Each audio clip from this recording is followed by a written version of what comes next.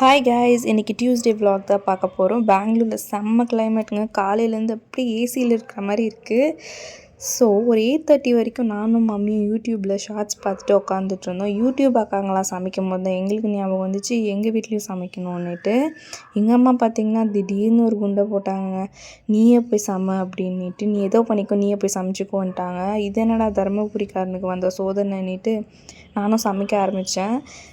சரி, சப்பாத்தியும் ரைஸு அப்புறமா காலிஃப்ளவர் குருமா செய்யலான்னு சொல்லிட்டு நான் ஸ்டார்ட் பண்ணிகிட்டு இருக்கும்போது லேட் ஆகிடுச்சில்ல ஆல்ரெடின்னுட்டு அம்மாவும் ஹெல்ப் பண்ணாங்க.